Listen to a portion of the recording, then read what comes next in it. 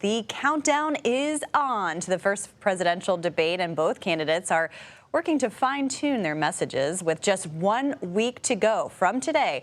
President Biden now is heading to Camp David tonight to huddle with advisors, and former President Trump is holding a series of private meetings with senators, policy experts, and other allies. And the debate stage will only have 2 podiums officially. RFK Jr. has failed to qualify. The independent candidate did not meet CNN's ballot and polling thresholds for that June 27th debate.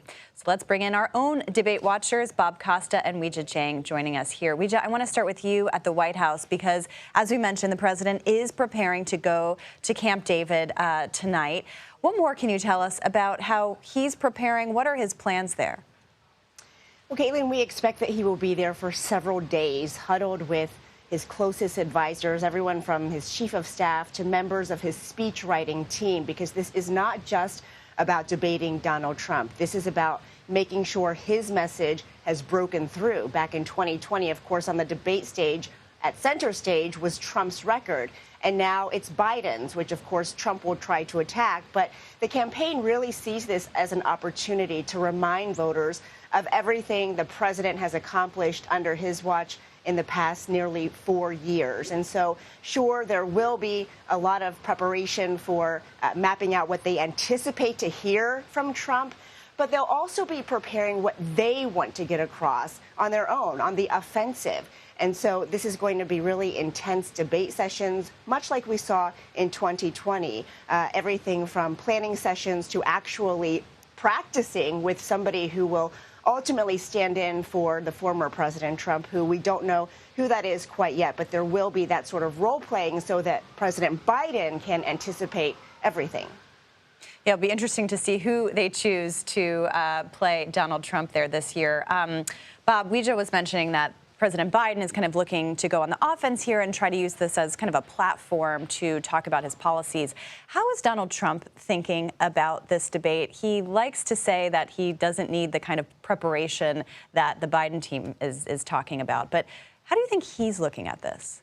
There's so much discussion about style, personality, mute buttons. But when I'm talking to my top sources close to President Biden and also those close to former President Trump, it's evident that this debate is seen by both campaigns as an opportunity for their respective candidates to make a real appeal to working voters across the country. Just yesterday, at America Decides, we spoke to Senator Bernie Sanders, who's in Ohio today, making his pitch on the minimum wage. You're going to see at the debate, I'm told by sources, overtures to working voters nationwide. From Trump talking about getting rid of any kind of taxation on tips for employees who are working jobs like at a Las Vegas restaurant or a casino or any restaurant nationwide. And from President Biden, you're going to hear an emphasis on his many trips to Detroit and Philadelphia, his support of the UAW and labor unions nationwide. You're going to hear about the American Rescue Plan. You're going to hear about all the efforts to provide more infrastructure in this country.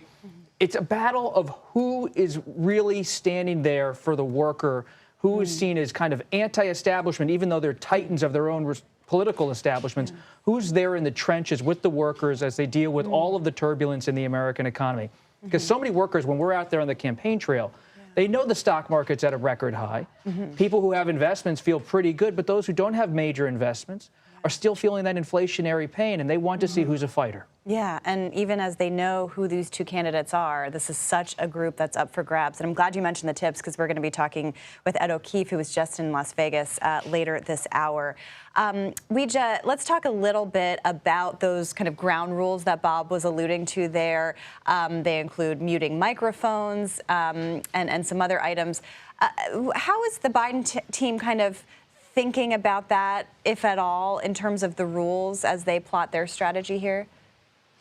Well, CNN, which is, of course, hosting the debate, actually reported just today that the Biden camp won the coin toss that will determine a couple things. It will determine the order of who gets to make the closing argument and where these 2 candidates will be physically standing on the stage.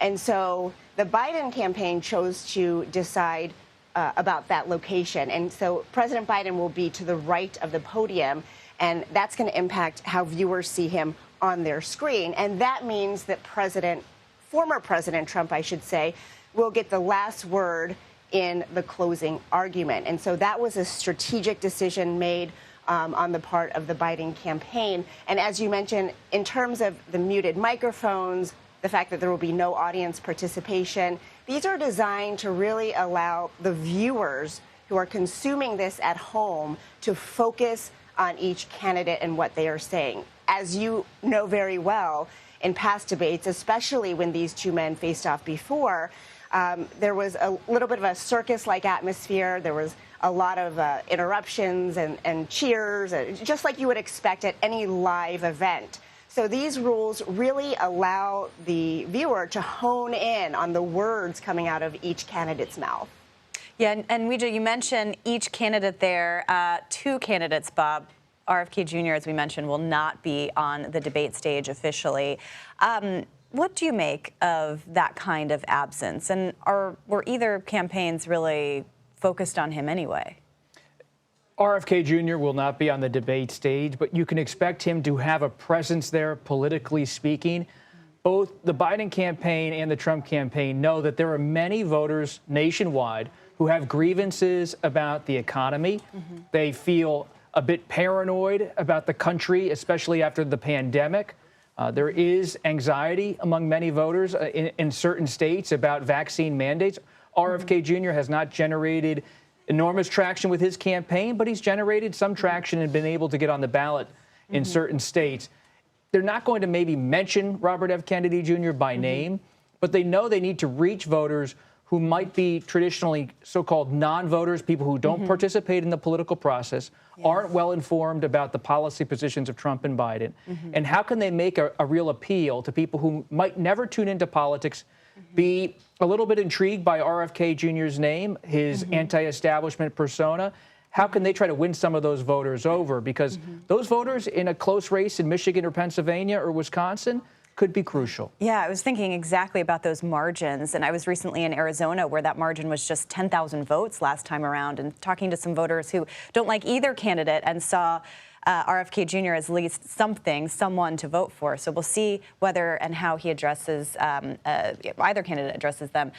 The other kind of looming issue over Biden over the past week or so, Weijia, has been his son Hunter, of course, now convicted in Delaware recently. Do you know if the campaign is expecting to kind of field attacks from former President Trump on his son? So in other words, is the former president planning to attack Hunter Biden? And what we've seen already, Caitlin, is a real drawback from that compared to 2020. Even when Hunter Biden was just convicted a couple weeks ago, he was mum about it, even though they sent out a statement that was pretty vague and not directly attacking Hunter Biden, because I think they realized how it backfired, because you're talking about somebody's son. And so on the flip side of that, the Biden team believes that, they've handled this exactly how they wanted to, which was to stress that this is not the president who was convicted. It is his son. So then they believe the question becomes, how has President Biden dealt with this as a father? And they believe that he has shown support. Every chance they get, they try to connect with the American public to say, you guys know what this is like. I'm sure you know somebody who's struggled with addiction, who has struggled with something comparable to this. And so they've really tried to show the empathy from President Biden. And by the way, Caitlin, the other big difference between now and back then, when Trump was attacking Hunter Biden almost every other sentence, which is that, Trump himself is now a convicted felon. And so he probably doesn't want to draw more attention to that, even though I imagine President Biden will be doing that quite a bit. Yeah, that's notable, Weijia, especially since we've seen a new ad from the Biden team pointing out that their opponent is a convicted felon. Very interesting reporting.